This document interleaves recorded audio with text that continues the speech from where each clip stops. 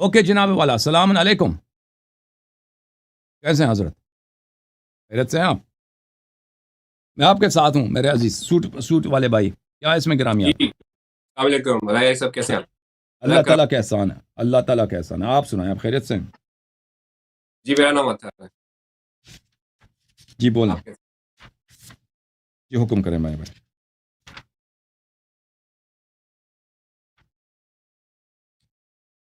जी बात करें, क्या कोई सवाल है, कोई हुक्म है? क्या इसमें गिरामी क्या आपका?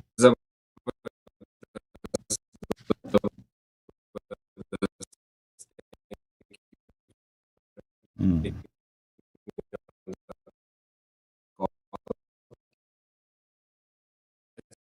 अच्छा सर, आप- हमें अच्छा अब नहीं सुनाई दे रही आपकी आवाज़ मेरे अजीज़। एक मिनट, आपको एक मैं कॉल लेता हूँ, आपकी तरफ वापस आता हूँ, शायद आपकी लाइन क्लियर हो जाए। फिलहाल जो है ना, आपकी कनेक्शन वीक है। कुछ देर मैं कॉल, ऑडियो कॉल ले लेता हूँ, शायद वो लेके जो है आपकी जो है कॉल बेहतर हो जाए।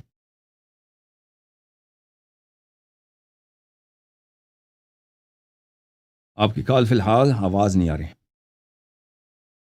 बल्कि एक वीडियो कॉल लेते हैं।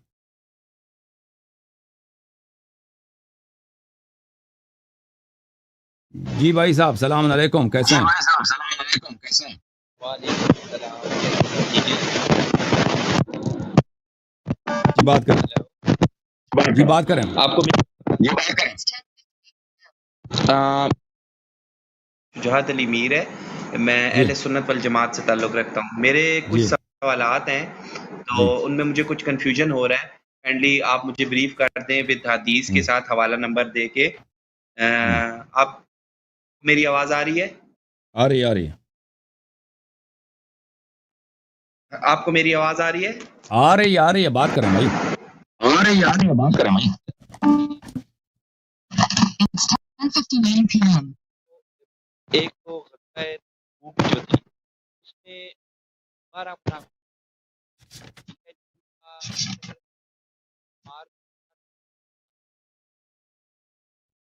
बताया था आपकी कि आवाज़, इसको आपने राज़ आपकी रखा। आवाज़ बंद हो रही है और वापस आ रही है, नहीं है, इस तरह सही नहीं है। वो आपके माइक में कुछ प्रॉब्लम है मेरे अजीज़ में। हम अपने पिछले वाले भाई कॉलर को लेकर आते हैं। ओके भाई साहब। जी अजीज़, सलाम अलैकुम। क्या है इसमें गिरामी आपका? जी वालेकुम अस्सलाम, मेरा नाम अतहर है सर। जी आपको अतहर आवाज़ भाई, आ रही है खैरियत से आपको? हैं? अब बहुत क्लियर आ रही है। जी सर, बात करें। जी मैं बिल्कुल ठीक ठाक हूँ, आपकी तबीयत कैसी है? अल्हम्दुलिल्लाह, अल्लाह आपको इज़्ज़त हुक्म करें। Thank you sir. अच्छा सर, मैं ये चाह रहा था कि हम कोई डेकोरम सेट कर लें बात करने से पहले, ताकि मुझे भी आसानी हो जाए, आपको आसानी हो जाए जवाब।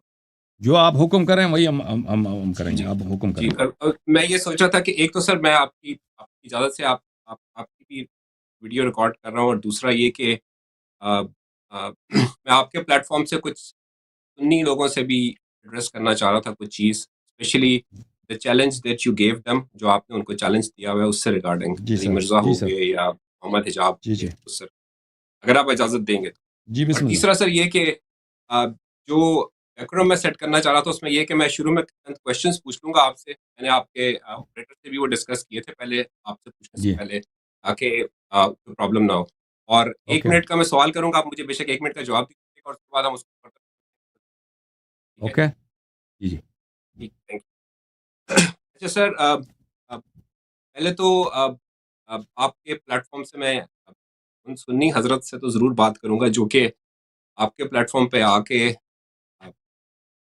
बदतमीज़ी करते हैं, या जब दलील फ़ेल हो जाती है तो वो अ, रादर देन के दलील का दलील से जवाब दें, वो उसमें उन दायरों को क्रॉस कर लेते हैं जो कि इस्लाम ने हमें दायरे नहीं दी।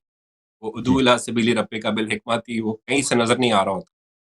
जी तो और दूसरा कि अगर अली मिर्ज़ा के पास या मोहम्मद हिजाब के पास या किसी के पास भी अ, जवाब है, दलील है, हक़ है, सच है, तो उनको घबराना, शर्माना या भागना नहीं चाहिए आपके चैलेंज से। बल्कि अगर जी उनको लगता है कि वो हक़ है, तो वो आपको भी बताना चाहिए और पूरी दुनिया को दिखाना चाहिए कि हम एक्सेप्ट करते हैं। और जी आपने जी अगर उनको ओपन चैलेंज दिया है, तो इसका मतलब ये है कि फिर तो उनको घबराना, शर्माना नहीं चाहिए। तो बहरहाल that was my cents on that. और अब अगर मैं क्वेश्चंस की तरफ आऊँ सर, तो मेरा कुछ क्वेश्चंस थे और मैं कुछ समझना चाह रहा था शिया इस्लाम को भी, और जी कुछ हद तक मैंने थोड़ा बहुत समझा है, कुछ हद तक मैं और चाह रहा था। तो मेरे कुछ क्वेश्चंस जी ऐसे थे सर कि पहला मेरा क्वेश्चन ये है कि सर हज़रत अली से कितनी अहादीस हमारे पास हैं जो टोटल हैं शिया इस्लाम में अप्रॉक्सीमेटली? मुझे नहीं मालूम इसका, हमारे यहाँ इस तरह की गिनती हमें नहीं मालूम उनकी कितनी अहादीस हैं, क्योंकि हमारे यहाँ जैसे रसूल पाक सल्लल्लाहु अलैहि वसल्लम की अहादीस हैं या हज़रत ज़हरा सलामुल्लाह अलैहा की अहादीस हैं या इमाम हसन इमाम हुसैन अलैहिस्सलाम, इन सब को हम हुज्जत मानते हैं। तो इस तरह कि उनके लिए अलग से ये हमारे मुहद्दिसीन ने पुराने ज़माने की बात कर रहा हूँ, इस तरह किसी ने नहीं किया कि एक अलग किताब बना दें, उनमें से सब सिर्फ अमीरुल मोमिनीन अलैहिस्सलाम की अहादीस लेके आएँ और फिर उनकी गिनती किया जाए। मसलन किताब नहजुल बलागा है, लेकिन ये इस तरह नहीं कि उनके सब अहादीस इसमें हों या वो सिर्फ शिया अहादीस हों। नहजुल बलागा में उनके कुछ खुतबे हैं, उनके कुछ खतूत हैं, फिर उनके कुछ मवाइज़ नसीहतें हैं, लेकिन ये सब शिया तरीक़ से नहीं है, और इसके अलावा बहुत सारे हैं जो उन्होंने नहजुल बलागा में जमा नहीं किया है। एक किताब है जो अभी हमारे दौर में इसी पिछले साल कुछ सालों में लिखा गया है, उसका नाम है मुस्नद अमीर अल-मोमिनीन अली अलैहिस्सलाम। तो उसमें उस मुसन्निफ़ ने जो सिर्फ अमीर अल-मोमिनीन अलैहिस्सलातु वस्सलाम की जो अहादीस हैं उन्होंने जमा की हैं, मैं आपकी खिदमत में दिखा देता हूँ। ये किताब है मुस्नद अमीर अल-मोमिनीन अली अलैहिस्सलाम, ये है, ये इसके 27 जिल्दें हैं, 27 जिल्दें हैं, और बाज़ इसमें अहादीस जो हैं शिया तरुक़ से नहीं है, इन्होंने जो मसलन मुस्नद अहमद में है या बुखारी मुस्लिम में, वो भी इन्होंने वो अलग सेक्शन बनाया है, यानी गैर शिया हदीस। लेकिन इसका जो बड़ा सेक्शन है वही शियों वाली किया है कि शिया तुरुक़ में जो उनके अहादीस आए हैं, और इस 27 मुजल्लदात हैं, लेकिन उसमें ऐसे अहादीस भी हैं जो उनके मुताल्लिक़ हैं, जो अमीरुल मोमिनीन अली अलैहिस्सलाम के मुताल्लिक़ हैं, यानी पैगम्बर सल्लल्लाहु अलैहि वसल्लम ने जो उनके मुतालिक फरमाए हैं।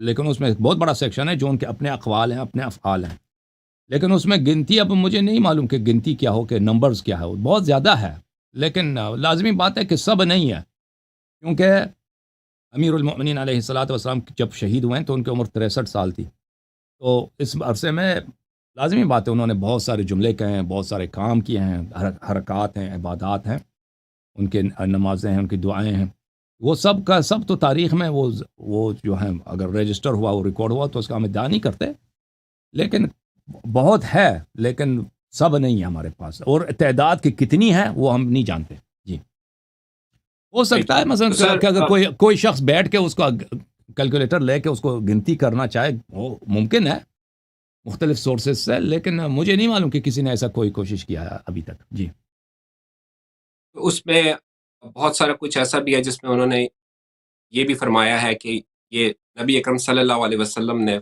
ऐसे फरमाया था और वो जी, फिर आगे पास ऑन हुआ, राइट? ये उन्होंने उन तो सर बहुत सारे अहादीस हैं जो उन्होंने नकल किया है। जी हाँ। Right, right.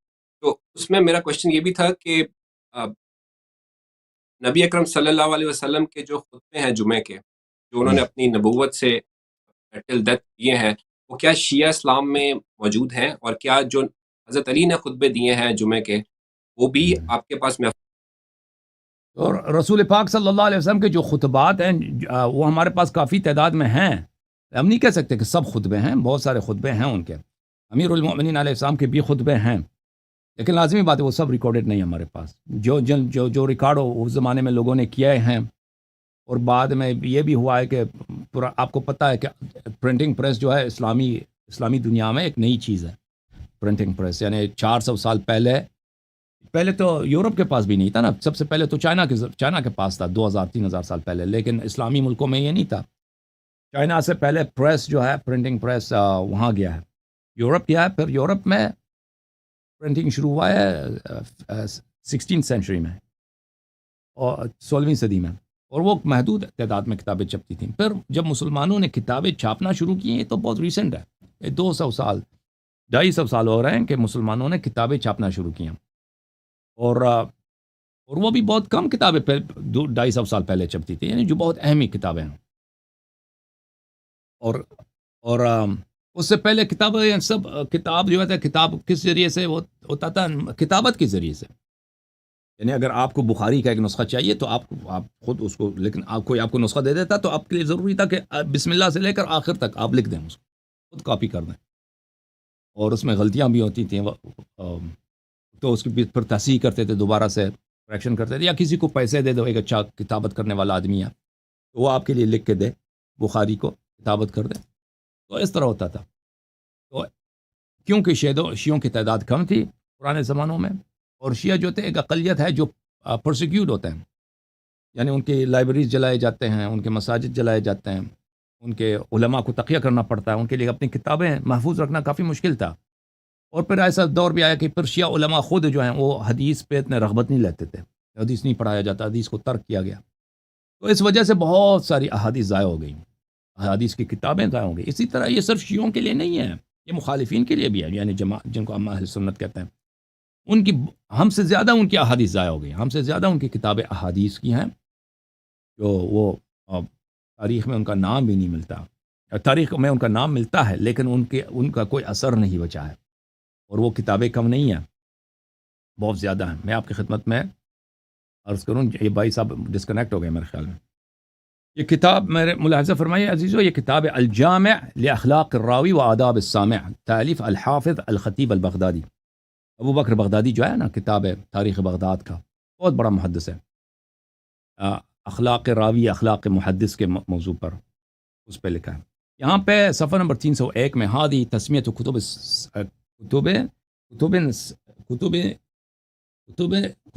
سبق المتقدمون الیہا ویستحب لصاحب الحدیث ان یخرج علیہا. یہ وہ احادیث ہیں جو پرانے زمانے میں یہ کتابیں موجود تھیں اور مستحب ہے کہ اس کتابوں سے نقل کیا جائے. تو یہاں پر بہت ساری کتابوں کا ذکر کرتے ہیں.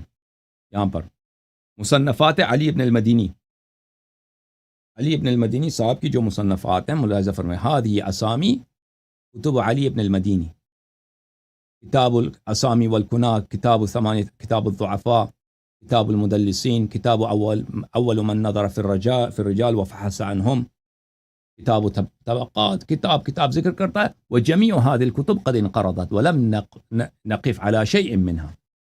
اور یہ سب کتابیں ضائع ہو چکی ہیں، ہمارے پاس نہیں ہیں. پھر آپ کی خدمت میں عرض کروں کہ یہ کتاب روائع من حضارتنا، تالیف الدکتور مصطفیٰ السباعی، کتاب چھپی ہے ریاض میں سنہ 1999 میں. یہاں پر صفحہ نمبر 255 میں یہاں پہ وہ کہتے ہیں کہ ہمارے علی ملايين الکتب، ہمارے جو ہیں فقدها العالم الى الابد، کہتے ہیں ہمارے ہزاروں کی تعداد میں نہیں، ملینز کے حساب سے کتابیں ضائع ہو گئی ہیں. اور وہ پھر وہ اس کا بحث کرتے ہیں. ابھی اس کا وقت نہیں ہے، ابھی ہمارے بھائی صاحب ڈسکنیکٹ ہو گئے ہیں. اچھا جی، السلام علیکم بھائی صاحب، آپ تشریف لائیں جی، بسم اللہ کریں. جی وعلیکم السلام. سوری جی، میرے خیال میں کوئی کنیکشن کا مسئلہ. جی اچھا سر، تو سر مجھے آپ کا یہ تو جواب آ گیا. دوسرا میں نے آپ سے یہ پوچھنا تھا کہ جو آپ بتا رہے تھے کہ حضرت علی کے بھی خطبے ہیں اور نبی اکرم صلی اللہ علیہ وسلم کے بھی خطبے موجود ہیں، ان کی نبوت سے لے کے ان کے وصال پانے تک. وہ اگر آپ مجھے بک گائیڈ کر دیں یا کوئی نام بتا دیں جس میں سارے خطبے دیے. تو نبی کریم صلی اللہ علیہ وسلم کے جو خطبے ہیں ایک شیعہ عالم نے جمع کیا، اس کا نام ہے نہج الفصاحہ، لیکن وہ سب نہیں ہے کہ سب خطبے ان کے موجود ہوں اس میں. اس کے علاوہ بحار الانوار میں رسول پاک صلی اللہ علیہ وسلم کے جو کتاب و تاریخ نبی نا، ہمارے نبی صلی اللہ علیہ وسلم کی جو تاریخ کی کتاب ہے، وہ کوئی 9-10 مجلدات پہ، جلد نمبر 12-13 سے شروع ہوتی ہے، جلد نمبر 19-20 تک، 18-20 تک وہ چلتی ہے بحار الانوار میں. وہ رسول پاک صلی اللہ علیہ وسلم کے بہت کے متعلق احادیث ہیں، ان کے دعا ہیں، ان کے وہ انہوں نے وہاں پہ جمع کیے ہیں. ہاں، تو وہاں پہ آپ کو ملے گا. سر سارے خطبے، میرا کوشچن یہ تھا کہ کیوں نہیں ہے، کیونکہ یہ تو بہت امپورٹنٹ ریکارڈ. تو میں جب یہ آپ کا کٹ گیا تھا نا کنیکشن، تو میں نے وہاں پہ توضیح دی تھی کہ اس کی وجہ کیا ہے. میں نے بتا دیا تھا کہ نبی کریم صلی اللہ علیہ وسلم کے زمانے میں تو لوگ نہیں لکھتے تھے، ان کے زمانے میں ان کے احادیث. تو لازمی بات ہے جو لوگوں کے ذہن میں اتنا بات تو رہتا نہیں ہے. انسان کا یادداشت جو میموری ہے، ایک شخص اگر تقریر کر رہا ہے اس کے ساری باتیں اس کو یاد رہیں تو یہ تو ناممکن ہے، یہ کسی کو یاد نہیں رہتا. اگر نہیں لکھا جائے تو کوئی اس کو یاد نہیں رہتا. تو اس زمانے میں رسول پاک صلی اللہ علیہ وآلہ وسلم نے بہت ساری باتوں کو اسی وقت انہوں نے ڈکٹیٹ کیا تھا، لکھایا تھا امیر المؤمنین علی علیہ الصلوۃ والسلام کو. اور بعد میں امیر المؤمنین علیہ السلام کے زمانے میں جب وہ خطبے دیتے تھے تو لوگ لکھتے تھے. کوفے میں جب ان کی حکومت تھی تو وہاں پہ ان کے اصحاب ان کے خطبوں کو اسی وقت وہ لکھتے تھے اور ان کتابیں انہوں نے بنا دی. تو یہ کتابیں، احادیث کی کتابیں بہت ساری لکھی گئیں. لیکن ہوا یہ کہ کیونکہ مسلم ورلڈ میں پرنٹنگ پریس ایک نئی ایجاد ہے، نئی چیز ہے، 200 سال 250 سال سے مسلمانوں نے کتابیں چھاپنا شروع کیا. یورپینز نے 400 سال سے، یعنی 1550 کے بعد 1560 کے بعد جب پرنٹنگ پریس چائنا سے، پہلے تو چائنا میں تھا، پھر یورپینز نے انہوں نے آغاز کیا تھا. ایک شہر ہے بیلجیم میں ظاہر یا ہالینڈ میں، اس کا نام ہے برل، وہاں پہ ایک بہت بڑا انڈسٹری بنی تھی پرنٹنگ کا. سب سے پہلے تو یہ اپنے بائبل وغیرہ چھاپتے تھے، اہم جو ان کی کتابیں. پھر بہت عرصے تک مسلمان اپنی کتابیں وہاں چھاپتے تھے، یعنی 17ویں صدی 18ویں صدی میں بہت ساری ہماری کتابیں وہاں برل کی چھپیاں، یورپ کی چھپیاں. پھر بعد میں یعنی 19ویں صدی میں یہ حیدرآباد دکن میں یا الازہر میں یا عراق میں یا ایران میں اس طرح پرنٹنگ پریس کے آغاز ہو گئے، ابتدا ہو گئی. کتابوں کو چھاپتے تھے مسلمان. اس سے پہلے کیا ہوتا تھا؟ کتابوں صرف کتابت کے ذریعے ان کا نقل ہوتا تھا. یعنی اگر آپ کو بخاری کی جی اگر آپ بخاری یا مسلم یا کوئی بھی کتاب ہے، تاریخ طبری ہے، اس کی اگر آپ کو کاپی چاہیے تو آپ کسی کو پیسے دیتے کہ بھائی میرے لیے کتابت کرو شروع سے آغاز تک، تبھی آپ کے پاس ایک نسخہ ہوتا تھا. تو اس زمانے میں کتابیں بڑی مہنگی ہوتی تھیں اور کتابیں نایاب تھیں، کیونکہ یہ ہر ایک کے پاس اتنا پیسہ نہیں ہے کہ وہ ایک کتاب شروع سے آغاز تک وہ لکھوا دے. تو اس لیے کتابیں محدود پیمانے پہ تھیں، اور بہت ساری کتابیں جو ہیں اسی لیے کہ کتاب کو رکھنا، کتاب کو محفوظ رکھنا یہ مشکل کام تھا. بہت ساری کتابیں ضائع ہو گئیں، بہت ساری کتابیں جو غیر اہم تھی، مثلا سینٹرل نہیں ہے کسی مذہب میں، اس کی اہمیت جو ہے اس طرح نہیں کہ دن رات انسان کو ضرورت ہو، علماء کو اس کی ضرورت ہو، تو وہ کتابیں جو ہیں نایاب ہوتی گئیں اور ان کے نسخے پر ختم ہو گئے، پھر لوگوں کو نہیں ملے. اور یہ صرف شیعہ مذہب میں نہیں ہے، ہمارے جو بھائی اہل سنت کہلاتے ہیں ان کے مذہب میں ہم سے زیادہ ہے. کہ ان کے ریسرچرز خود کہتے ہیں کہ مثلا اسپین میں اندلس کہتے ہیں اسے، اندلس میں انکویزیشن کے وقت جب یورپینز نے وہاں کو قبضہ کیا تھا اور مسلمانوں کا انہوں نے زبردستی کنورٹ کرایا کرسچینٹی کی طرف، ان لوگوں نے ایسے لاکھوں کی تعداد میں وہاں پہ کتابیں تھیں جو کہیں نہیں تھیں. یعنی ایجپٹ میں نہیں تھا، بخارا میں نہیں تھا، عراق میں نہیں تھا، یہاں کی لائبریریز میں نہیں تھی. وہ سب کتابیں ضائع ہو گئی، جلا دیا، کرسچنز نے جلا دیا. تو سر یہ جو سنیوں کی احادیث کی کتابیں ہیں وہ تو اورل ٹرانسمیشن پہ زیادہ آ رہی ہیں، ٹھیک ہے، اور شیعوں میں کلیم یہ ہے کہ جی وہ ریٹن ٹرانسمیشن پہ زیادہ ہیں. تو اگر آپ یہ کہہ رہے ہیں کہ نبی اکرم صلی اللہ علیہ وسلم کے ٹائم پہ وہ لکھت پڑھت نہیں ہوتی تھی، تو پھر اس سائڈ پہ بھی تو پھر وہ اورل ہی ہو جاتا نا، وہ ریٹن ٹرانسمیشن تو نہیں ہوتی ہے اس ٹائم. تو یہ بات یہ ہے کہ نبی کریم صلی اللہ علیہ وسلم کی جو احادیث ہمارے پاس ہیں وہ اہل بیت علیہ السلام کے تھرو ہیں. مثلا امام رضا علیہ السلام فرماتے ہیں کہ میں نے اپنے والد امام کاظم علیہ السلام سے سنا، انہوں نے اپنے والد امام جعفر صادق علیہ السلام سے. تو یہ جو گرچہ یہ اورل ہے، لیکن ایک ایسا اورل ہے کہ اس کے چین معصوم ہے، یہ انفیلیبل ہیں، یہ مسٹیک نہیں کر سکتے، یہ ایرر نہیں کر سکتے، یہ بھول نہیں سکتے. تو اس لیے تو ان کا جو کہنا ہے وہ کسی کی لکھائی سے زیادہ، کسی کے اگر کوئی ٹرانسکرپٹ اس زمانے میں لکھتا اس سے زیادہ قابل اطمینان اور ٹرسٹ وردی ہے. ٹھیک سر، میرا دوسرا کوشچن یہ تھا کہ قرآن میں آج ہمارے پاس قرآن ہے وہ کیا مکمل فارم میں ہے؟ کیونکہ میں نے آپ کا ایک سنا تھا، اس میں آپ نے کہا تھا کہ 87% of the Quran is missing and 13% is the one that we have right now. تو وہ کیا میری انڈرسٹینڈ؟ جی سر دیکھیں 87% جو میں نے کہا ہے غلط ہے یا میں آپ کو بتاتا ہوں. جی I'll explain. 80% جہاں تک کی بات ہے وہ بخاری اور مسلم کی روایات کے روح سے ہے، وہ میرا اپنا عقیدہ نہیں ہے، وہ بخاری اور مسلم کی روایات کی روح سے کم از کم قرآن مجید کے 87% ضائع، بلکہ اس سے زیادہ ضائع. سر آپ کا اپنا عقیدہ کیا ہے؟ ہاں میں آپ کو بتاتا ہوں. جو اس وقت اگر آپ مسلمانوں سے پوچھیں یا شیعہ علماء سے یا غیر شیعہ علماء سے، وہ کہتے ہیں قرآن جو ہے مکمل ہے، قرآن میں کوئی کمی نہیں ہے. اگر ان سے پوچھیں دلیل کیا ہے اس کی، دلیل ان کے پاس وہ مثلا قرآن کی آیت کوٹ کریں گے آپ کو، انا نحن نزلنا الذکر وانا لہ لحافظون. ان علینا جمعہ و بیانہ. اس کے علاوہ وہ کچھ عقلی دلائل لے کے آئیں گے کہ یہ کیسے ہو سکتا ہے قرآن کم ہو اس طرح. جہاں تک قرآنی آیات کی بات ہے تو قرآن میں ایسی کوئی آیت نہیں ہے. یہ قرآن کی آیت کی ایک انٹرپریٹیشن ہے جو یہ زبردستی قرآن پہ تھمانا چاہتے ہیں. قرآن خود یہ نہیں کہتا. قرآن خود یہ نہیں کہتا کہ واضح الفاظ میں کہ اس طرح الفاظ کلیئرلی ہو کہ اس کی اور طرح سے آپ انٹرپریٹ نہ کر سکیں. اس کی ایک تعویل ہے اور وہ تعویل اس پہ صریح نہیں ہے. اور اس کی تعویل یہ ہے، یہی ہے کہ اللہ قرآن کی حفاظت کرے گا، اس میں کوئی کمی نہیں کر سکے گا. کسی صحابی نے نہیں فرمایا یا رسول پاک صلی اللہ علیہ وسلم نے فرمایا کہ اس آیت کا مطلب یہی ہے. یہ بعد میں علماء نے اسی تعویل کو مشہور کرا دیا ہے. اس کی کوئی دلیل نہیں ہے کہ یہ تعویل ہی ہے. اس کے اور اس آیت کے اور بھی معنی ہو سکتے ہیں. لہذا قرآنی جہاں تک قرآن کا اپنی بحث ہے، قرآن خود کہہ دے کہ مجھ میں کمی نہیں آئی ہے، یہ تو اس کی کوئی دلیل ہے نہیں. اس کے بعد رسول پاک صلی اللہ علیہ وسلم کی حدیث، اور نہ شیعہ کے پاس کوئی ایسی حدیث ہے، نہ مخالفین کے پاس کوئی حدیث نہیں ہے کہ انہوں نے کہا کہ قرآن. تو اگر میں سمجھ پایا ہوں صحیح کہ آپ یہ کہہ رہے ہیں کہ آج جو ہمارے پاس قرآن ہے وہ فلی پرزروڈ اینڈ پروٹیکٹڈ ہے. It's not partially came to us but it's full Quran. نہیں، آپ سن لیں مجھے بات سوال جواب ختم ہونے دیں، پھر وہ میں تصریح کر دوں گا. تو حدیث بھی کوئی نہیں ہے. اور صحابہ، جہاں تک صحابہ کرام کے اقوال ہیں، وہ ان کا بھی کوئی قول نہیں ہے کہ قرآن پریزروڈ ہے یا قرآن میں کمی نہیں ہو سکتی. کسی نے یہ ادعا نہیں کیا ہے.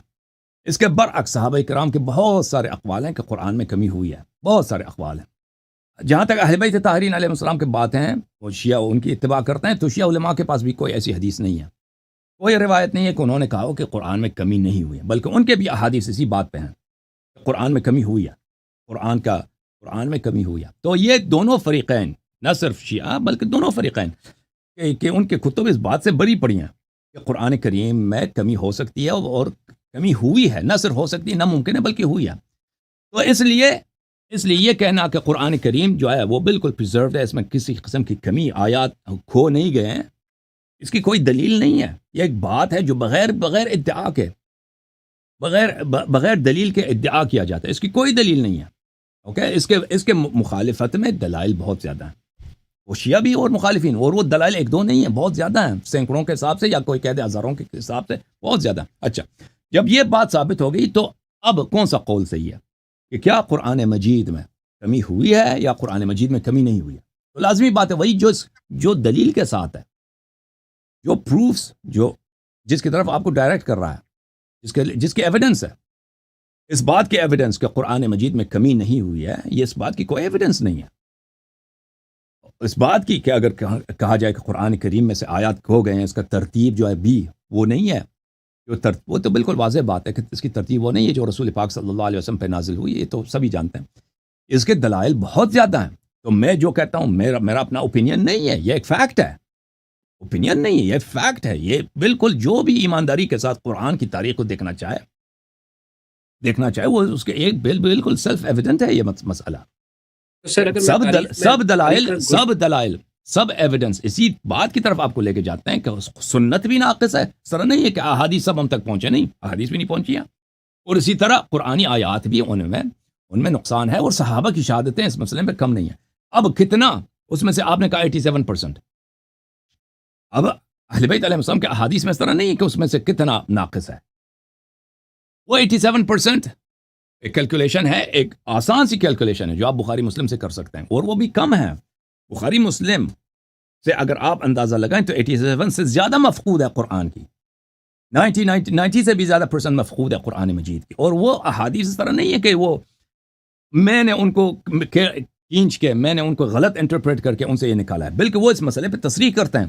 اور اسی لیے ہے کہ کوئی عالم نہیں آتا مجھے چیلنج کرنے کے لیے، نہ شیعہ علماء نہ وہ غیر شیعہ علماء اس بات کو چیلنج کرنے نہیں آتے، کیونکہ جو بھی پہلی بات ہے کہ علماء کو نہیں پتہ، یہ باتیں وہ پڑھتے نہیں ہیں، اس پہ ریسرچ نہیں کرتے. لیکن جب وہ میری بات سنتے ہیں تو پھر کہتے ہیں آپ اس کے مقابلے کے لیے آتے ہیں، دلیل لے کے آتے ہیں. پھر جب کتابوں میں وہ جاتے ہیں ریسرچ کرنے کے لیے، پھر ان کو دلیل کوئی نہیں ملتی کہ ہم قرآن کی پریزرویشن کے لیے ہم یہاں پہ آ کے ثابت کریں، پھر وہ نہیں آتے. اسی لیے جی سر بولیں آپ. تو سر میرا اب جتنی میری انڈرسٹینڈنگ ہے، جو میں نے ہسٹری سے بھی دیکھا ہے، تو اس میں جو پرابلم آ رہی ہے وہ یہاں سے آ رہی ہے کہ حضرت عثمان نے وہ جلا دی اور وہاں سے سٹارٹ ہو رہا ہے. لیکن ایک چیز یہ بھی آتی ہے کہ اس کے بعد مولا علی کے پاس خلافت آئی تھی، تو and he correct me if I am wrong, he has governed over the period of 5.5 years I guess. تو انہوں نے اپنے دور میں آ کے، اور ان کو تو نبی اکرم صلی اللہ علیہ وسلم کہتے تھے وہ علم کا دروازہ ہیں، اور وہ ہی ہیز اے میگنانمس پرسنالٹی، اور اتنی پاور تھی ان کے پاس، اتنا مائنڈ تھا، اتنا کیلیبر تھا. تو انہوں نے 5 سال میں، وہ تو چاہتے تو 5 دن میں وہ پورا کا پورا قرآن وہ دے دیتے ہیں ہم لوگوں کو، جو کہ اور یہ بہت بڑی رسپانسبلٹی تھی، اور ایسے کیسے ہو سکتا ہے کہ انہوں نے وہ رسپانسبلٹی ادا نہ کی. تو میں آپ کو بتاتا ہوں، تو میں آپ کو وجہ صحیح طرح سے بتاتا ہوں، آپ سن لیجئے. دیکھیں، جب انہوں نے خود قرآن جمع کیا تھا، رسول پاک صلی اللہ علیہ وسلم نے ان کو وصیت کیا تھا، ان کو ڈیوٹی دیا تھا. میرے وفات کے فوراً بعد آپ جس طرح یہود نے تورات کو ضائع کیا، آپ قرآن کو ضائع نہ ہونے دیں اور قرآن کو آپ جمع کریں. انہوں نے قرآن کو جمع کیا تھا، اور انہوں نے صحابہ کو دکھایا تھا کہ یہ قرآن مجید ہے، اسے تم لے لو. تو صحابہ نے جب قرآن کو دیکھا تھا تو انہوں نے کہا تھا میں اس قرآن کی ضرورت نہیں ہے. تو کیوں صحابہ نے یہ کہا تھا؟ اور صحابہ نے خود، انہوں نے اپنے ایک انڈیور انڈرٹیک کیا ہے کہ ہم خود قرآن جمع کریں. اس کی وجہ یہ ہے، اور پھر اس بات کا جواب بھی ملے گا کہ امیر المؤمنین علیہ السلام نے وہ قرآن کیوں ظاہر نہیں کیا اپنے دور خلافت میں، کیونکہ اس میں ایسی باتیں تھیں وجوہات کے بنا پر کہ صحابہ نے، ابو بکر، عمر، ان کے خلافت نے، گورنمنٹ نے اس زمانے میں اس قرآن کو ایکسیپٹ نہیں کیا تھا، کیونکہ اس میں ایسی باتیں تھیں، اس میں ایسے آیات تھیں، ایسی باتیں تھیں کہ وہاں پہ صراحت کے ساتھ قریش کی مذمت میں. قریش کون ہے؟ قریش وہی ایلیٹ ہے جو اب رسول پاک صلی اللہ علیہ وسلم کے بعد ان کی خلافت ہے، ان کی حکومت ہے. تو ان کے جو ہیروز ہیں، ان کے جو بزرگ حضرات ہیں، ان کے خلاف وہاں پہ صراحت کے ساتھ ہے. اور ابو بکر، عمر کے وہاں پہ نام لے کر وہ ایسی باتیں ہیں کہ ان کی بے عزتی کی بات ہے کہ وہ انہوں نے ان کی مذمت میں جو آیات ہیں وہاں پہ ان کے نام لے کر اور صراحت کے ساتھ، اور اہل بیت علیہ السلام کی امامت کے بہت سارے دلائل وہاں پر. تو انہوں نے اسی لیے کہا تھا کہ ہمیں یہ منظور نہیں، ہمیں نہیں چاہیے. تو جب امیر المؤمنین علیہ السلام کی حکومت آئی تھی تو وہ زمانہ وہ تھا کہ وہاں پہ بغاوت کا زمانہ تھا. وہ ابھی ان کی بیعت ہوئی تھی مدینے میں، تو انہوں نے سب سے پہلے کام جو کیا تھا، انہوں نے کہا کہ معاویہ عزل ہے، معاویہ جو ہے اس کو ہم ہٹا دیتے ہیں عہدے سے. معاویہ نے نہیں مانا. معاویہ نے بہانہ اٹھایا کہ میں نے عثمان کا انتقام لینا ہے، حالانکہ وہ عثمان کا، اس کو حق نہیں بنتا ہے کہ وہ عثمان کا انتقام لے لے. لیکن کیونکہ وہ اپنا گورنمنٹ نہیں چھوڑنا چاہتا تھا، کیونکہ اس کی بادشاہت تھی. شام جو تھا مدینے سے زیادہ طاقتور تھا اس وقت. شام جو تھا مدینے سے اکانومی میں، انڈسٹری میں، کلچر میں، اور اسی طرح مین پاور میں، انسانی قوت افراد میں، وہ مدینے سے بہت زیادہ پاورفل تھا. تو وہ اس سے پہلے وہی Sham Roman empire, east Roman empire کا وہ دار الخلافہ تھا. وہ ایسٹ رومن امپائر کو چھوٹی حکومت تو نہیں تھی، وہ دنیا کی سپر پاور تھی. تو معاویہ اس کو نہیں چھوڑنے کے لیے تیار تھا. معاویہ نے اس نے بغاوت کیا، اور اس نے جنگ کے لیے آمادگی اور تیاری کی. اور اسی وقت صحابہ کے ایک بہت بڑے تعداد نے. دوسرا جو شام جیسا ہی جو بڑا علاقہ تھا وہ عراق تھا. اور عراق اس زمانے میں صرف عراق نہیں تھا، آپ کا پورا ایران سے لے کر وہ افغانستان تک اور سینٹرل ایشیا تک، یہ سب کوفہ کے گورنرشپ اور بصرہ کے گورنرشپ کے انڈر آتے تھے. یہ یعنی بصرہ کا جو گورنر ہوتا تھا یہ کنٹرول کرتا تھا پورے ایسٹ میں جتنے علاقے ہیں، اور اسی طرح پرشین گلف کے جو علاقے ہیں، بحرین وغیرہ، یہ سب بصرہ کے ماتحت تھے. تو یہ سارا علاقہ جو بہت کئی کنٹریز اس میں آ جاتے ہیں، یہ اس علاقے پہ طلحہ، زبیر، عائشہ، ان لوگوں نے بغاوت کیا تھا. تو ان کے ساتھ جنگ ہوا تھا. پھر امیر المؤمنین علیہ السلام کے ساتھ بہت کم علاقے تھے. مصر کا علاقہ تھا، وہ بھی ان کے بعد میں وہاں پہ غداری کی وجہ سے ان کے ہاتھ سے نکل گیا. اور پھر مدینہ تھا، اور مدینہ کی اتنی ملٹری لحاظ سے وہاں پہ اتنی اہمیت نہیں تھی. جو آبادی تھی، ملٹری سینٹرز تھے، وہ پروونسز میں تھے، مدینہ کیپٹل میں نہیں تھا. اسی لیے ان کو انتقال دینا پڑا کوفے کی طرف، اپنی کیپٹل. تو وہاں پہ بغاوت ہوا، اور ان کی 4.5 سال جو حکومت ہے سب جنگ میں گزر گئی.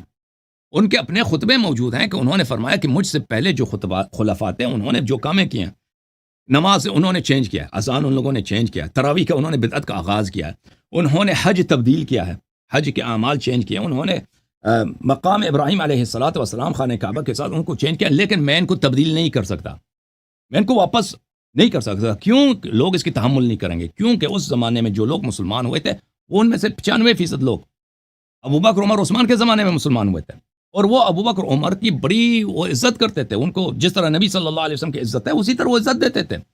کوئی کسی شخص کی جرأت نہیں تھی کہ وہ ابو بکر کے کسی حکم یا عمر کے کسی حکم کی مخالفت کرے.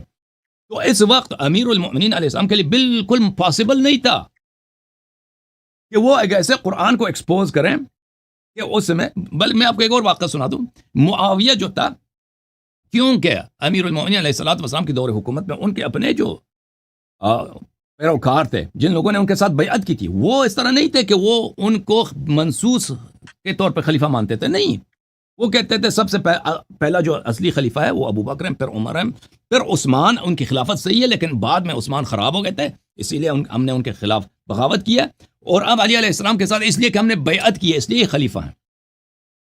لیکن وہ ابو بکر عمر کو افضل مانتے تھے، بہتر خلیفہ مانتے تھے. تو امیر المؤمنین علیہ السلام اپنے خطبوں میں، پبلک خطبوں میں، وہ کبھی ابو بکر عمر کی برائی بیان نہیں کرتے تھے، کیونکہ ان کو پتا تھا کہ اگر میں ان کی برائی بیان کروں گا تو یہی جو میرے ساتھ ہیں یہ پولیٹیکلی میرے لیے یہ بھی چلے جائیں گے، مجھے چھوڑ دیں گے. اور معاویہ کو اس بات کا پتا تھا، اور معاویہ اسی بات پہ بار بار امیر المؤمنین علیہ السلام کو خط بھیجتا تھا. اور ان کے جو خطوط ہوتے تھے یہ پبلک ہوتے تھے، یہ لوگوں کے لیے پڑھائے جاتے تھے کہ آپ جو ہیں وہی تو ہیں کہ ابو بکر کی خلافت کو نہیں مانتے تھے. ہمیں یاد ہے کہ آپ نے ابو بکر کے ساتھ بیعت نہیں کیا، ابو بکر سے آپ حسادت رکھتے تھے، اور آپ کو ان لوگوں نے اس طرح کھینچ کے زبردستی لے کے آئے تھے، آپ کے گھر پہ حملہ کر کے آپ کو لے کے آئے تھے تاکہ آپ سے بیعت لیا جائے. پھر عمر کے آپ مخالف تھے، اور آج بھی جو ہیں آپ ابو بکر عمر سے حسادت کرتے ہیں.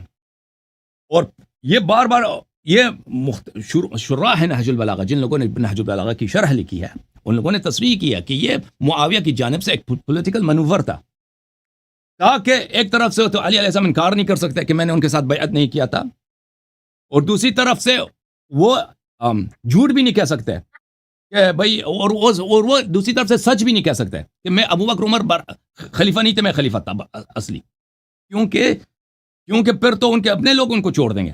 اسی لیے معاویہ یہ پروپیگنڈا کرتا تھا. تو عرض یہ ہے کہ اس زمانے میں ان کے لیے بالکل ناممکن تھا، امیر المؤمنین علیہ السلام کے لیے، کہ وہ صحابہ کے خلاف جو پہلے گزرے ہیں، ابو بکر عمر، ان کے خلاف وہ بات کرے، گفتگو کرے، جائے یہ کہ وہ قرآن کی صورتیں نکال دیں. وہ اس کو کوئی مانتا بھی نہیں تھا. اگر وہ نکال بھی دیتے نا، اس سے وہی ہوتا تھا کہ سب لوگ معاویہ سے مل جاتے اور وہ خود شہید ہو جاتے اپنے اہل خانہ کے ساتھ. مانتا کوئی نہیں تھا، تو ان کے لیے پاسبل بھی نہیں تھا. انہوں نے خود بھی شروع سے یہی کہا تھا کہ جب انہوں نے رسول پاک صلی اللہ علیہ وسلم کے وفات کے بعد جب انہوں نے قرآن اپنا دکھایا تھا، اپنا مصحف دکھایا تھا صحابہ کو، تو انہوں نے کہا تھا کہ ہمیں آپ کا مصحف نہیں چاہیے. تو انہوں نے فرمایا تھا اگر میں آج یہاں سے یہ مصحف لے کے جاؤں تو پھر تم اسے کبھی نہیں دیکھو گے جب تک مہدی علیہ السلام ظہور کریں گے، اس وقت تک یہ مصحف تم نہیں دیکھو. انہوں نے کہا تھا میں ضرورت نہیں، لے کے جاؤ. تو وجہ یہی ہے کہ مسلمانوں کی حالت یہ نہیں تھی کہ وہ اب بھی مسلمانوں کی حالت نہیں ہے. ابھی ہم بخاری مسلم سے بہت ساری بات، بلکہ ابھی ہم قرآن سے ثابت کرتے ہیں. مثلا قرآن مجید کی آیت صریح ہے کہ تم پیروں کی مسح کرو. قرآن مجید کی آیت صریح ہے کہ متعہ جائز ہے، عورتوں سے متعہ کرنا، یہ قرآن کی آیت ہے. فَمَسْتَمْتَعْتُمْ بِهِ مِنْهُنَّ فَآتُوهُنَّ أُجُورَهُنَّ فَرِيضَةً. قرآن کے اس کو نہیں مانتے مسلمان، نہیں مانتے. صحابہ کے اقوال موجود ہے کہ فَمَسْتَمْتَعْتُمْ بِهِ مِنْهُنَّ فَآتُوهُنَّ أُجُورَهُنَّ فَرِيضَةً. یہ متعہ نکاح ٹیمپرری نکاح کے لیے، نکاح مؤجل، نکاح مؤقت کے صحابہ نہیں مانتے مسلمان. تو کیا اگر امیر المؤمنین علیہ السلام ایسی بات کو ظاہر کرتے، کوئی مانتا؟ کوئی نہیں مانتا. لیکن سر ایک کوشچن یہاں پہ پیدا یہ ہوتا وہاں ہے پہ کہ معاف کیجیے گا اس زمانے میں عمرو بن عاص کی ملاقات ہوئی عائشہ سے ایک زمانے میں. اس نے کہا تھا کہ کاش، اس نے عمرو بن عاص جو معاویہ کا وزیر تھا، ساتھی تھا، مشیر تھا، اس نے کہا تھا کہ کاش تو قتل ہوتی جمل میں. اگر تو جمل میں قتل ہوتی تو ہمارے لیے کتنی اچھی بات ہوتی. پھر ہم عثمان کو چھوڑ کے آپ کے خون کا بہانہ اٹھاتے کہ دیکھو علی نے عائشہ کو قتل کیا، عائشہ کا انتقام لے لو، افسوس کہ تو قتل نہیں ہوا. ٹھیک ہے نا. تو وہ زمانہ ایسا تھا، ان کو امیر المؤمنین علیہ السلام کے جو مخالف تھے ان کو اس بات کی وہ اسی انتظار میں تھے کہ یہ کوئی ایسا جملہ کہہ دیں ابو بکر کے خلاف، عمر کے خلاف، ان کی خلافت کو باطل کرنے، تاکہ ہم زیادہ سے زیادہ ان کے لوگوں کو ان سے دور کریں اور یہ بالکل اکیلے رہ جائیں. اوکے، بسم اللہ. جی سر.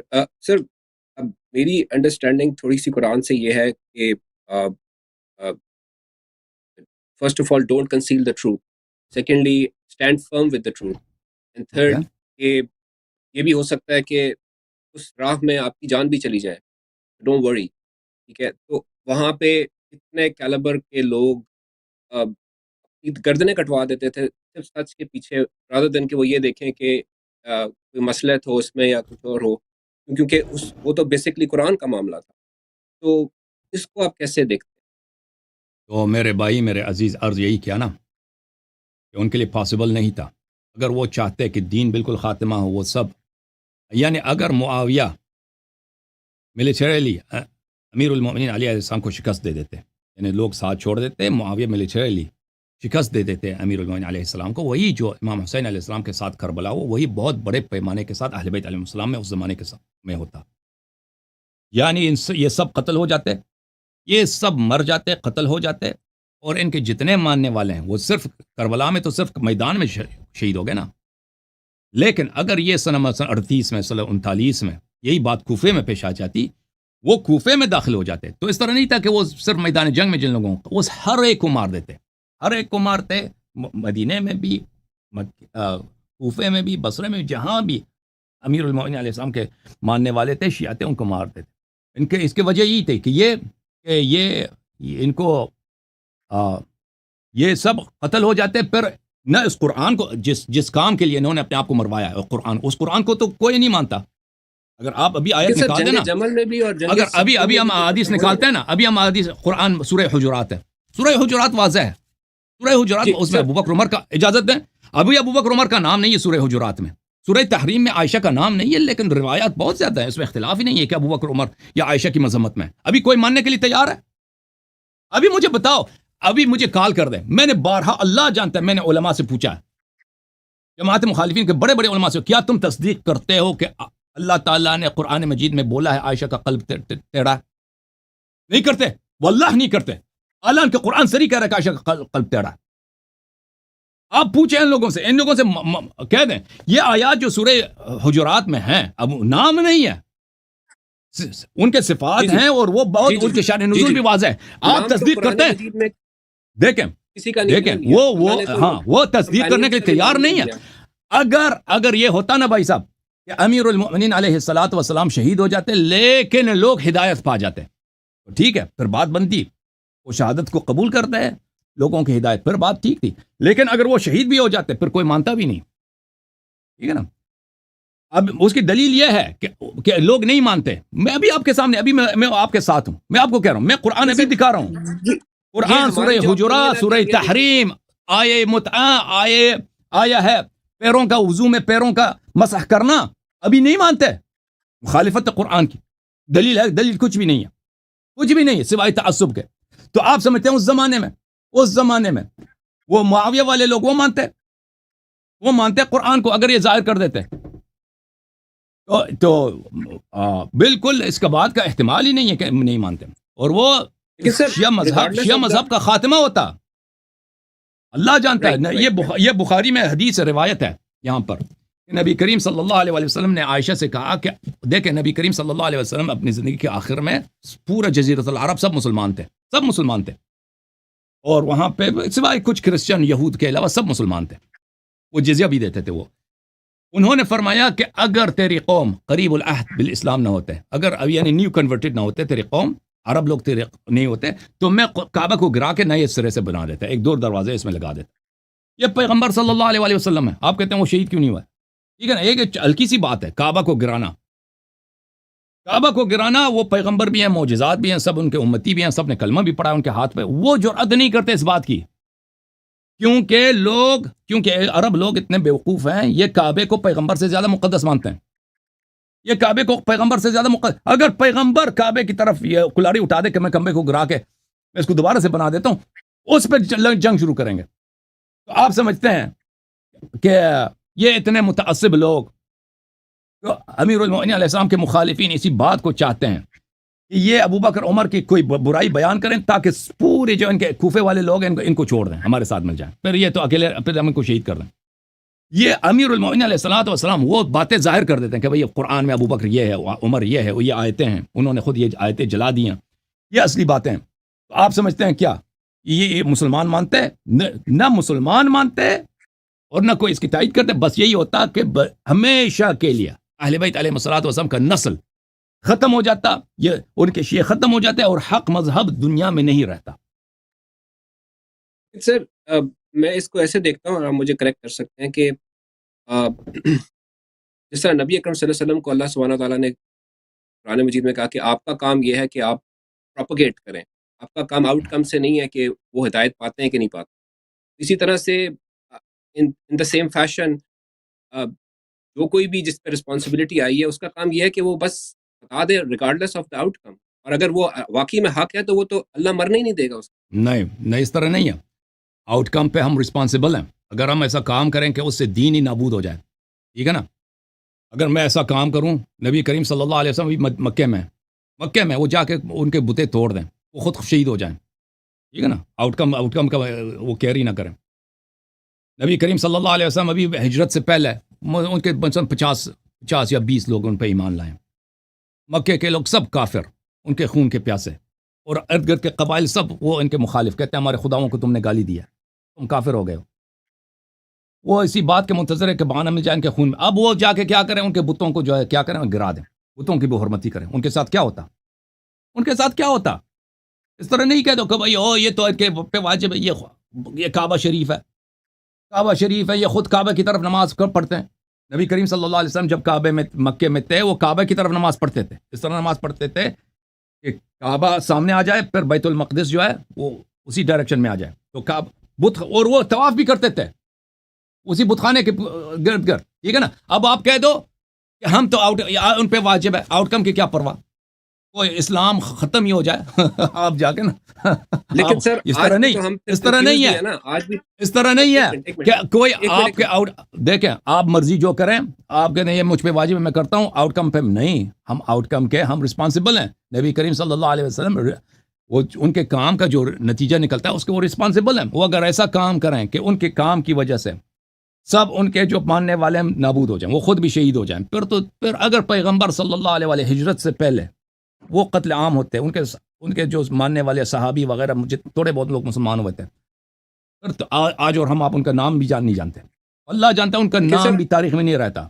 جی سر, لیکن آج بھی تو ہم اس بات کو مان رہے ہیں نا کہ ہمارے پاس ہمارا دین مکمل نہیں آ پایا, قرآن ہو یا باقی چیزیں ہوں, تو ابھی بھی کون سا کوئی ہم نے وہ اچیو کر لیا جو ہمیں کرنا چاہیے تھا. یہ مسلمانوں کی وجہ سے نا, تو یہ تو یہ نبی صلی اللہ علیہ وسلم کی قصور نہیں ہے, اللہ کا قصور نہیں. جب مسلمانوں نے یہ کیا کہ انہوں نے سب ضائع کر دیا, تو یہ تو ہونا تھا. لیکن سر آپ یہ دلیل دے رہے ہیں نا کہ حضرت علی نے اس لیے نہیں کیا کیونکہ ان کو مصلحت اس میں نظر آئی کہ اگر وہ ایسا کرتے تو اسلام مر جاتا, ٹھیک ہے, کمپلیٹلی. تو آج بھی کون سا کوئی وہ زندہ ہے کہ جس میں ہم لوگ یہ معذرت کے ساتھ کہ جس میں ہم 100% کوئی بھی نہیں, اس طرح نہیں ہے. دیکھیں ابھی اسی قرآن مجید میں خود یہ طلحہ نے, وہ کتاب سلیم ابن قیس میں ہے, طلحہ نے کہا تھا کہ آپ وہ قرآن ہمیں کیوں نہیں نکال کے دیتے نا. طلحہ نے خود کہا تھا عثمان کی خلافت کے دوران, طلحہ نے ان سے, میں نے یہ حدیث کئی دفعہ دکھایا یہاں پہ, کہ تم طلحہ نے کہا کہ میں نے دیکھا تھا کہ تیرے پاس قرآن تھا, تو لے کے آیا تھا, وہ تھیلے میں تھا, تو وہ ہمیں کیوں نہیں دکھاتا, وہ قرآن ہمیں دے دو. تو امیر المومنین علیہ السلام نے کہا کہ یہ قرآن جو تمہارے پاس ہے یہ بھی قرآن ہے, اس میں حجت کافی ہے, روشنی کافی ہے, نور کافی ہے, اور وہ قرآن وہ ہمارے فرزند امام مہدی علیہ السلام تمہارے لیے ظاہر کریں گے. تو اس طرح نہیں ہے کہ جو موجودہ قرآن ہے اس میں حجت کافی نہیں ہے, اس میں حجت بہت زیادہ ہے. کوئی حق کی پہچان کرنا چاہے تو اس میں حجت بہت زیادہ ہے. اگر اس میں کوئی ایسی باتیں ہیں جو ہمیں دقیق سے نہیں معلوم ایگزیکٹلی کہ وہ کس مقام پر ہیں, لیکن اہل بیت علیہ السلام کے بہت سارے احادیث ہیں کہ فلان مقام پہ اس طرح تھا, وہاں پہ اسم کے ساتھ تھا, نام کے ساتھ تھا, اہل بیت علیہ السلام کے غاصبین کا نام تھا, یا اہل بیت علیہ السلام کے امامت کے دلائل تھے. تو ان کو اگر گورنمنٹ, اس وقت کے گورنمنٹ میں نے ریکارڈ نہیں ہونے دیا بلکہ اس کے ریکارڈ کو ان لوگوں نے محو کیا ہے, تو یہ ان کا ظلم ہے, نہ کہ اہل بیت علیہ السلام کا کام ہے. اہل بیت علیہ السلام ایک ایسے سچویشن میں تھے کہ وہ ہمیشہ کربلا ان پہ دوبارہ تکرار ہونے کی ڈر تھا. کربلا ہمیشہ دوبارہ ان کے ساتھ ہوا. I'll move on to the next question in the same regards کہ یہ جس طرح سنی اسلام میں, آپ مجھے کریکٹ کر سکتے ہیں کیونکہ آپ کی کافی زیادہ ریسرچ ہے, they are confused on a thing کہ قرآن میں کتنی آیتیں ایبروگیٹڈ ہیں ناسخ و منسوخ کے کانسیپٹ میں. کوئی کہتا ہے 5 ہیں, کوئی کہتا ہے 17 کے 19 ہیں, کوئی کہتا ہے 63 ہیں, 120 and the number goes to 500. ٹھیک ہے, and none of them can clearly say کہ کتنی ہیں. ٹھیک ہے, اچھا تو کیا شیعہ مذہب میں بھی ناسخ و منسوخ کا کانسیپٹ ہے, اور اگر ہے تو آپ بتا سکتے ہیں کہ قرآن مجید میں کتنی آیتیں ہیں جو کہ اس دائرے میں آتی ہیں, اور کتنی ہے جن کا جو قرآن میں ہے اور اس کی اپلیکیبلٹی نہیں ہے, اور کتنی ہے جو کہ قرآن میں نہیں ہے اور ہم اس کی خالی تلاوت کر سکتے ہیں. I don't understand that concept basically. اگر آپ اس پہ کوئی قرآن مجید میں ناسخ و منسوخ بلا شک بلا ریب ہے, وہ تو اس میں شک ہی نہیں. اہل بیت علیہ السلام کے احادیث میں بہت ہے کہ فلان آیا منسوخ ہو چکا ہے, اس کی ناسخ یہ ہے. اب اس کی تعداد کتنی ہے مجھے نہیں معلوم, میں نے اس کی طرف کبھی ریسرچ نہیں کی ہے. شاید ہو سکتا ہے شیعہ علماء نے کہیں یہ جمع کیا ہو سکتا ہے. وہ کتنے ہیں بلکہ بہت یہ محتمل ہے کہ کسی نے جمع کیا ہو, لیکن مجھے دقیق سے نہیں معلوم, ایگزیکٹلی نہیں معلوم کہ اس کے نمبرز کتنے ہیں, لیکن یہ ثابت ہے. اور اہل بیت علیہ السلام نے بہت اس کے احادیث بہت زیادہ ہیں کہ انہوں نے فرمایا کہ فلاں آیا منسوخ ہے, اس کا ناسخ یہ ہے. ٹھیک, تو اور میں نے یہ بھی دیکھا ہے کہ احادیث میں بھی کچھ احادیث ایسی ہیں جو کہ منسوخ ہو جاتی ہیں, وہ بھی ٹھیک ہے. دونوں مذہب میں یہی آتا ہے. بالکل حدیث بھی منسوخ ہو سکتا ہے. رائٹ. اور دوسرا سر ایک سوال میرا یہ بھی تھا آپ سے کہ کیا آپ سنیوں کی جو کتابیں ہیں جو جن کو نارملی یہ لوگ سیاستہ کا نام دیتے ہیں, اس کو بھی آپ وہی کا درجہ دیتے ہیں کہ نہیں دیتے, یا آپ اپنی کتابوں کو صرف وہی کا درجہ؟ تو اس میں سے جو وہ احادیث دیکھیں آپ جس انداز سے مخالفین کے ہاں احادیث جمع ہوئی ہیں ان کو آپ دیکھ لیں تو وہ ہمارے نزدیک معتبر نہیں ہے, ان کا کوئی اعتبار نہیں ہے. اگر واقعاً ثابت ہو جائے کہ کوئی حدیث اس میں ہے جو پیغمبر صلی اللہ علیہ وسلم نے واقعاً وہ عمل انجام دیا یا کیا ہے, کیونکہ وہ متواترات میں سے ہے, یا مثلاً وہ اہل بیت علیہ السلام نے اس حدیث کی تائید کی, تو بلا شک ہم کہیں گے یہ صحیح ہے, یہ ٹرو ہے, یہ اس کی اعتبار ہے. لیکن اگر ایسا نہیں ہے تو ہم نہیں کہتے اس کا اعتبار ہے.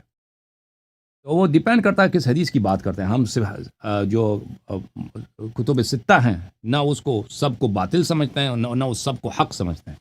اس میں سے جو حق ہے علمی معیار کے ساتھ, یعنی ہم یقین سے کہہ سکتے ہیں کہ یہ واقعاً صحیح ہے.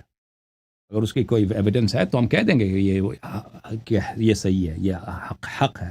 اگر نہیں ہے تو وہ کہہ دیں گے ہمیں نہیں معلوم کہ یہ صحیح ہے یا نہیں ہے, یہ کریڈیبل نہیں ہے. یا اگر اس میں کوئی ایسی بات ہے جو ہمیں پتہ ہے کہ باطل ہے, غلط ہے, تو ہم کہہ دیں گے یہ نہیں ہو سکتا, یہ غلط ہے, یہ جھوٹ ہے.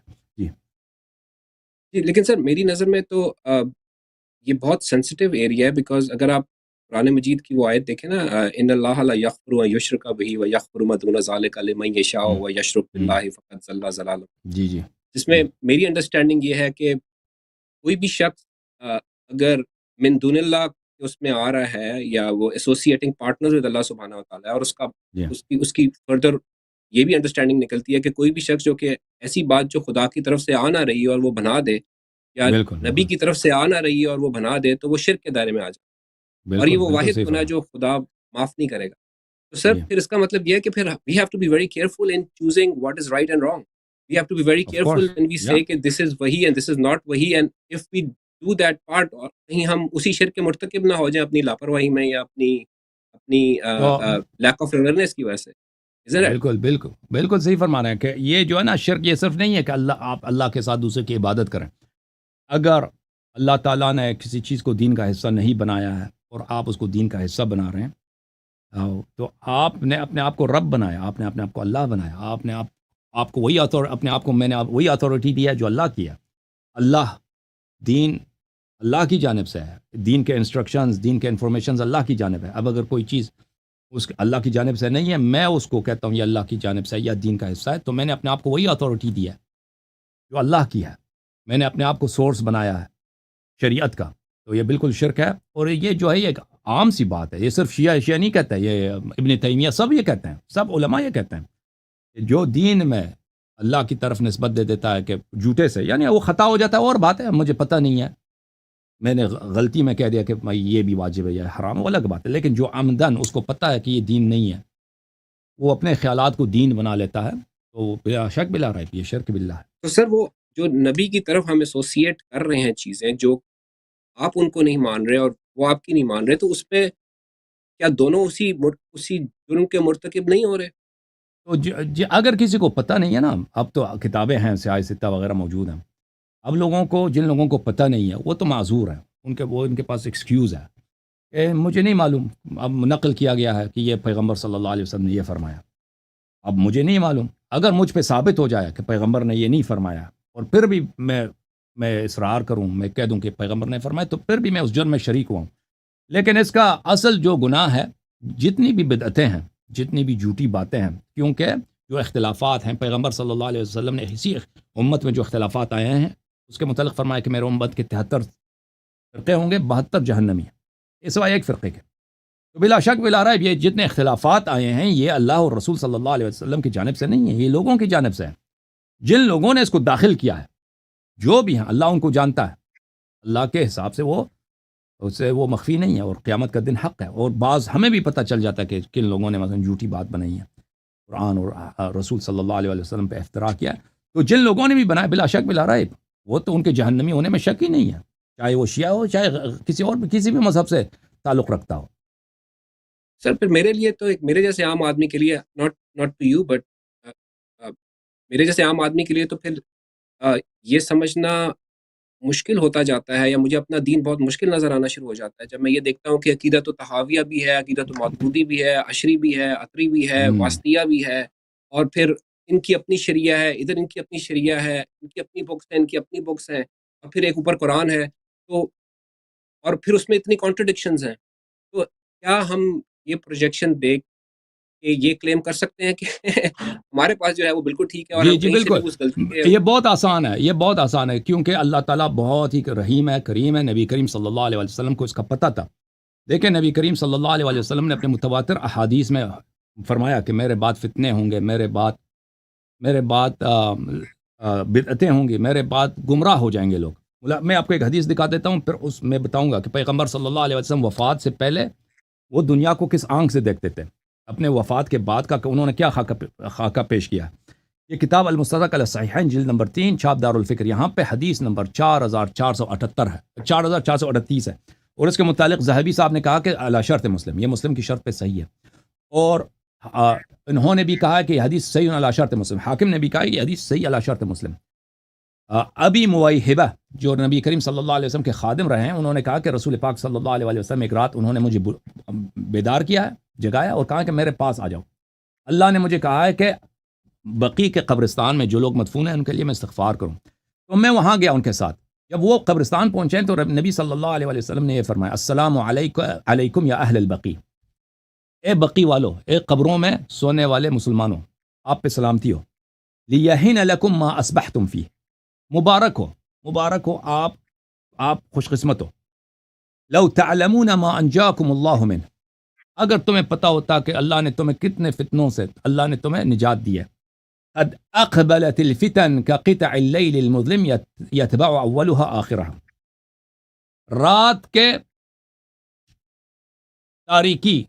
رات کی تاریکی کی طرح سیاہ بادل کے فتنے آ رہے ہیں، ایک بعد دیگر۔ تو نبی کریم صلی اللہ علیہ وسلم نے مردوں سے کہا کہ تم خوش قسمت ہو، اللہ نے تمہیں نجات دی ہے، کہ تم نہیں دیکھو گے وہ زمانہ، فتنے آ رہے ہیں، نبی کریم صلی اللہ علیہ وسلم فرمان فتنے آ رہے ہیں کہ رات کی تاریک بادلوں کی طرح، رات کی تاریکی کی طرح فتنے کے ٹکڑے آ رہے ہیں، یہ ایک بعد دیگر ہم اور پیوستہ آتے جائیں گے۔ تو نبی کریم صلی اللہ علیہ وسلم کو پتہ ہے، انہوں نے خود کہا میرے امت کے 73 فرقے ہوں گے، انہوں نے خود فرمایا کہ میرے بعد اس طرح فتنے آئیں گے کہ تاریخ کی کسی کو پتہ نہ چلے کہ حق کہاں ہے باطل کہاں ہے، سب کنفیوز ہو جائیں۔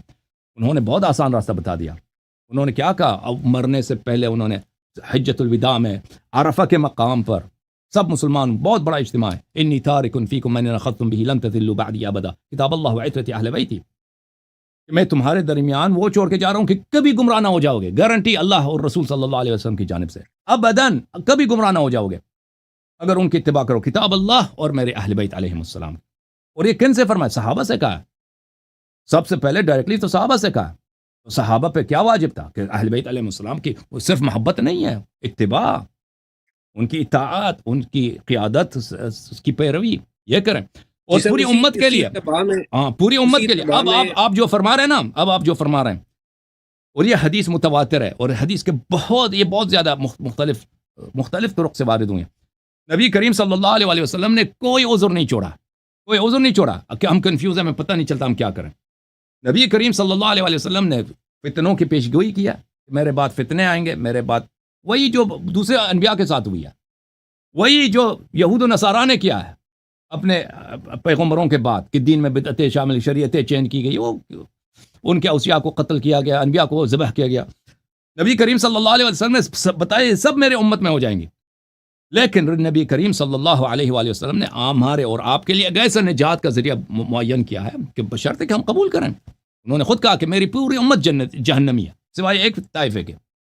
وہ طائفہ کون سا ہے؟ وہی جو قرآن اور اہل بیت علیہ السلام کی اتباع کرے گی. اوکے سر بولیں. ٹھیک ہے سر، وہ تو کلیئر ہے، لیکن میں یہ جس لائک میں آپ کا ایک کلپ سن رہا تھا، اس میں آپ نے، اور مجھے کریکٹ کیجیے گا کہ میں آپ کو مس کوٹ کر رہا ہوں، اس میں آپ نے یہ کہا تھا کہ آپ کا اپنا اختلاف ہے آپ کے اپنے اسکول آف تھاٹ کے لوگوں سے کافی لارجلی، اور آپ کا اپنا ماننا ہے کہ آپ کے اپنے اسکول آف تھاٹ میں بھی بدعتیں ہیں، ٹھیک ہے.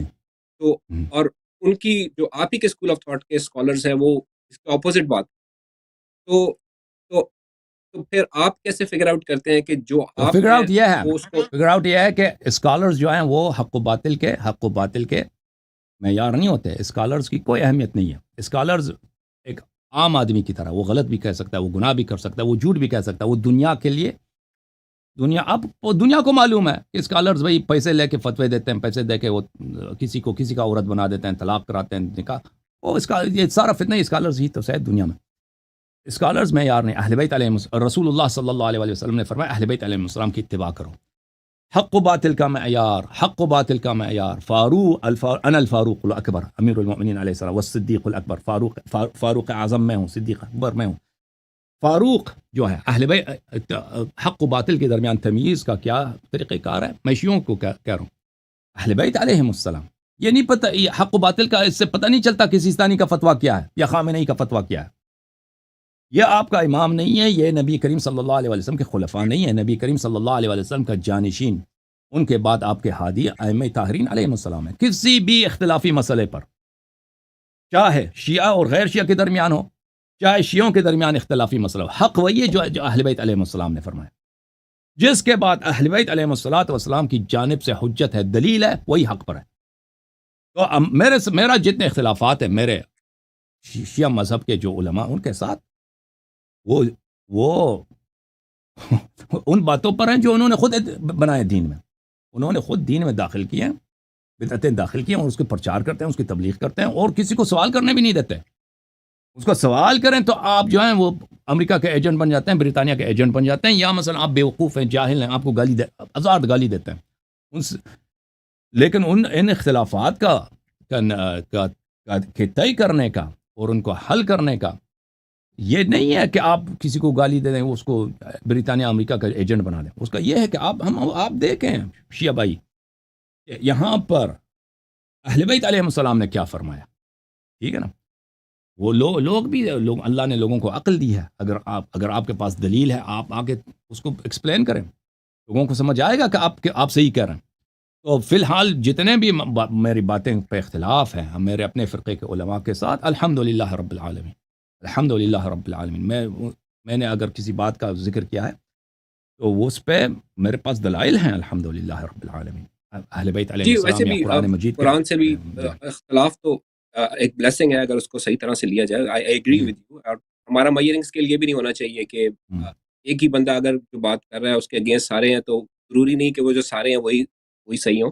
لیکن سر اسی روشنی میں آخری سوال یہ آپ سے میرا کہ تو پھر آپ کی نظر میں سر جو 14 معصومین اور جو 12 اماموں کو نہیں مانتا، اس کا اسلام میں کیا مقام ہے پھر؟ تو وہ بالکل جو بھی کلمہ پڑھتا ہے، شہادتین پڑھتا ہے، وہ تو مسلمان ہے، وہ مسلمان ہے بلا شک بلا ریب. اس پہ اسلام کے احکام جاری ہوں گے، یعنی وہ ذبح کرے گا، اس کے ہاتھ کا آپ کھا سکتے ہیں. لیکن یہ لوگ اگر اس کے پچھلے پروگرامز میں اس مسئلے پہ لوگوں نے مجھ سے سوال کیا تھا، اور میں نے وہ حدیث وغیرہ بہت ساری دکھائی تھی کہ دیکھیں قرآن مجید کے آیت بھی میں آپ کو دکھا دوں کہ اللہ تعالیٰ نہ صرف مسلمانوں کے لیے بلکہ کفار کے لیے بھی فرماتا ہے کہ جن لوگوں کو پتہ نہیں ہے وہ معذور ہیں. اگر مثلا میں کافر ہوں، میں مشرک ہوں، مجھے کبھی نہیں پتہ چلا کہ رسول اللہ صلی اللہ علیہ وآلہ وسلم اللہ کے رسول گزرے ہیں، مجھے نہیں، میں ایمان نہیں لایا، میں مسلمان نہیں ہوں، اس میں میرا قصور نہیں ہے.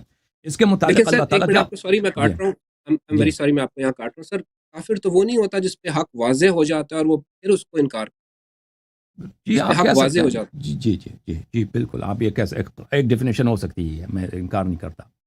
تو آپ کی خدمت میں عرض کروں، اللہ تعالیٰ قرآن مجید میں سورہ نساء میں یہ فرماتا ہے، آپ جا کے بعد میں اس کو زیادہ غور سے زیادہ تفصیل سے آپ دیکھ لیں بھلے.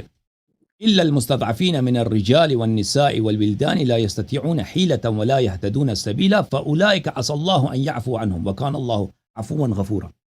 کہ جو لوگ ایمان نہیں لائے، مسلمان نہیں ہوئے، وہ بیچارے بہت ہی سادے لوگ ہیں، ان کو پتہ نہیں چلتا کہ حق کیا ہے. عورت ہے اپنے گھر میں بیٹھی ہے، مسلمان نہیں ہوئی، یا بچے ہیں، ان کو نہیں پتہ چلتا کہ ہم مسلمان ہو جائیں، ٹھیک ہے نا. یا وہ ہجرت نہیں کر سکتے، ہجرت نہ کرنے کی وجہ سے وہ بت پرستی پہ مجبور ہو جاتے ہیں. فَأُولَٰئِكَ عَسَى اللَّهُ أَن يَعْفُوَ عَنْهُمْ. ہمارے احادیث میں ہے، اہل بیت علیہ السلام کے احادیث میں، عصا کا مطلب ہے عربی زبان میں امید، ہو سکتا ہے، امید ہے، probably. احادیث میں ہے کہ اللہ کے لیے جب لفظ عصا آتا ہے تو اس کا مطلب ہے کہ حتماً یہ ہوگا، حتماً اللہ یہ کرے گا، اللہ ان کو معاف کرے گا. یہاں پہ کس کو اللہ معافی کا وعدہ دے رہا ہے؟ وہ مشرک جو بت پرست ہیں، لیکن ان کو نہیں پتہ چلا کہ رسول اللہ صلی اللہ علیہ وسلم پر حق ہے. وَكَانَ اللَّهُ عَفُوًا غَفُورًا، اللہ بہت ہی بخشنے والا ہے. تو یہ کفار کے لیے، بت پرستوں کے. جو مسلمان ہیں، جو شیعہ نہیں ہوتے، ان کے متعلق ہمارے روایات، ہمارے احادیث میں حدیث کہی ہے کہ اگر کوئی شخص اس کو پتہ چل جاتا ہے کہ رسول پاک صلی اللہ علیہ وسلم نے کہا ہے اہل بیت علیہ السلام کی اتباع کرو، اس کے باوجود وہ نہیں مانتا، تو ایسا شخص یہ تو اس نے انکار کیا ہے پیغمبر صلی اللہ علیہ وسلم کے حکم کا. وہ تو قیامت کے دن وہ کفار کے ساتھ محشور ہوگا. دنیا میں وہ پھر بھی مسلمان ہے، دنیا میں پھر بھی اس پہ احکام اسلام جاری ہوگا، لیکن قیامت کے دن کفار کے ساتھ محشور ہوگا. لیکن جو لوگ نہیں جانتے وہ ان کا حساب اللہ کے پاس ہے، ان کا حساب اللہ تعالیٰ کے ہاتھ میں ہے. اللہ تعالیٰ ان میں سے اگر کوئی ایسا شخص ہے جو اہل بیت علیہ السلام سے بغض نہیں رکھتا تھا، اس نے نماز پڑھی ہے، اس نے زنا نہیں کیا، اس نے شراب نہیں پیا، تو اللہ اس کو جنت میں داخل کرے گا. اور اگر دوسرے لوگ ہیں جنہوں نے گناہ وغیرہ کیے ہیں تو اس کا حساب اللہ کے ہاتھ میں، اللہ چاہے ان کو بخش دے، اللہ چاہے ان کو جہنم میں لے جائے، وہ اللہ کے ہاتھ میں، ٹھیک ہے نا. ایسے لوگ تو مسلمان جو ہیں، مسلمان سب ایک طرح نہیں ہے. ایک مسلمان ہے، اس کو پتہ ہے حق راستہ یہ ہے، لیکن وہ اس کو پرواہ نہیں ہے، وہ اپنے راستے پہ لگا ہوا، تو وہ تو قیامت کے دن وہ دنیا میں مسلمان ہے، کافر میں، آخرت میں کافر ہے. لیکن وہ مسلمان جو اس کو پتہ ہی نہیں ہے، وہ اللہ نے جب وعدہ دیا کافر کو کہ میں تجھے معاف کروں گا، تو مسلمان کے لیے تو اور آسان ہے. جی سر آخری کوشچن، سوری جی سر، اسی روشنی میں جو آپ بات کر رہے ہیں، میری ایک انڈرسٹینڈنگ ہے، آپ مجھے بتائیے گا اگر اس میں امپروومنٹ کی ضرورت ہے. کہ جی قرآن مجید میں آیت ہے نا، وَمَن لَّمْ يَحْكُم بِمَا أُنزِلَ عَلَيْكَ هُمُ الْفَاسِقُونَ، اور ظالمون اور فاسق اور کافرون، یہ تینوں ایک آگے پیچھے آئی ہیں. تو میری انڈرسٹینڈنگ اس میں یہ ہے کہ اگر آپ قرآن پڑھ بھی لیں، آپ اپنے دین کو سمجھ بھی لیں اور صحیح طریقے سے سمجھ بھی لیں، آپ ایبسولوٹ ٹروتھ کو فائنڈ آؤٹ بھی کر لیں، لیکن جب تک آپ اس جگہ سے فیصلے نہیں کرتے اپنی زندگی کے، آپ اس وقت تک مسلمان نہیں ہوتے. آپ اس وقت تک کافر بھی ہیں، فاسق بھی ہیں اور ظالم بھی ہیں. Is that true? تو یہ جو ہے نا، جو یہ حکم، یہ ہے کہ حکم دینا، یہ فیصلے کرنا. یہ اس آیا کا زیادہ تر یہ ہے کہ جو دینی معاملے میں کوئی فیصلہ سناتا ہے، کوئی ادعا کرتا ہے، وہ ما انزل اللہ کے موافق نہیں ہوتا، ما انزل اللہ کے موافق نہیں ہوتا. مثلا میں دو عورتیں میرے پاس آئی ہیں، کہتے ہیں یہ اس پہ وہ آپس میں نزاع کر رہی ہیں، میں نے فیصلہ سنا دیا ما انزل اللہ کے خلاف، تو میں ظالم بھی ہوں، فاسق بھی ہوں، کافر بھی ہوں. یا میں نے ان کو ایک ایسی چیز بتائی ہے جو کہ قرآن میں نہیں ہے. تو لیکن یہ گناہوں کے متعلق یہ نہیں ہے کہ انسان مثلا میں نے نماز پڑھ دی ہے، میں نے نماز نہیں پڑھا، یہ اس پہ یہ فسق ہے جو نماز نہیں پڑھتا، یا مثلا کوئی وہ کام جو اللہ نے کہا ہے آپ زنا نہ کرو، کوئی شخص جا کے زنا کرتا ہے، اس پہ یہ آیت اس کے متعلق نہیں ہے کہ فیصلہ سناتا ہے، ٹھیک ہے نا، جو فیصلہ سناتا ہے، جو ایک پوزیشن اختیار کرتا ہے دینی معاملات میں، یہ ایسا ہے۔ اب ایک شخص نماز نہیں پڑھتا، وہ تو نہیں کہتا نماز واجب نہیں، وہ کہتا نماز واجب ہے لیکن میں بعد میں پڑھ لیں گے، ٹھیک ہے، وہ کوئی دینی فیصلہ نہیں سنا رہا، کوئی دین کی باتوں میں یا لوگوں کے نزاعات کے معاملے میں کوئی ایسا فیصلہ سنا دے، کوئی ایسا پرنسپل قائم کر دے، کوئی ایسے ادعا کر دے، تو وہ فاولئک هم الکافرون یا ظالمون یا فاسقون ہے۔ آیا جو ہے، آیا کا مطلب ہے من لم یحکم، حکم یحکموں کا مطلب ہے فیصلہ سنانا، فیصلہ سنانا۔ اب انسان اپنی زندگی میں اپنے عقائد میں وہ اللہ کے جو نزول شدہ حقیقت ہے، اللہ کی جانب سے جو وحی اور دین نازل ہوئے، اس کے مطابق وہ اپنے عقائد نہیں بناتا، تو اس کے مطابق بھی آپ کہہ سکتے ہیں کہ یہ اس کو بھی سمیٹ لیتا ہے، ہو سکتا ہے اس طرح کہہ دیں۔ جی sure sir, thank you very much for your time. Okay, thank you for coming, it was a pleasure, may Allah bless you, thank you. میں بہت شکریہ ادا کرتا ہوں اپنے پیارے بھائی کا، اللہ تعالیٰ ان کو جزائے خیر دے۔ امید کرتا ہوں کہ سب ناظرین کو اس پروگرام سے فائدہ ملا ہو۔